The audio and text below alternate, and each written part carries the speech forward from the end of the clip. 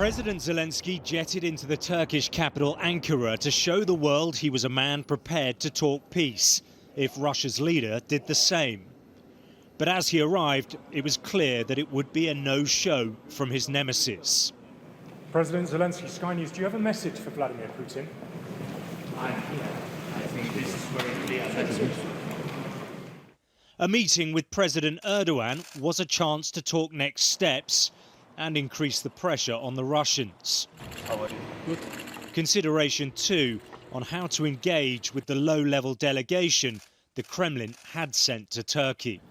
By coming to Turkey and effectively daring Vladimir Putin to do the same, President Zelenskyy is sending a message to the world, and in particular the American administration of Donald Trump, that Ukraine is not the barrier to peace.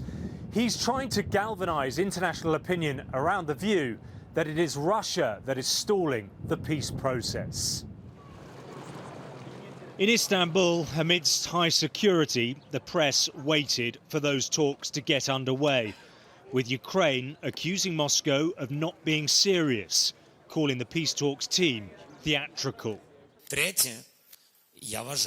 think that the Kremlin leader should show his leadership. If he's ready for negotiations, let's meet. Without any preconditions. Whatever he wants, let's meet. We're in Ankara, in Turkey. We arrived here. Then we're sending our group to Istanbul. He's not here. He's not in Istanbul. We can't really run around the world looking for him. I believe the United States and Turkey are currently feeling disrespected by Russia, in my opinion. The Americans had hoped for much from these talks, but Trump, on a tour of the Middle East, is playing down the lack of success. I know nothing about a delegation. I haven't even checked. Look, nothing's going to happen until Putin and I get together, okay? And obviously he wasn't going to go. He was going to go, but he thought I was going to go. He wasn't going if I wasn't there. And I don't believe anything's going to happen, whether you like it or not, until he and I get together. But we're going to have to get it solved because too many people are dying. And at the Kremlin, it was clear there was no sign Putin was feeling the need to get on a plane. His negotiating team in Istanbul talking up the process, but his foreign minister launching this attack. At first, Zelenskyy was making some statements demanding that Putin come in person. He is a pathetic man. Everybody understands, except perhaps himself and those who control him.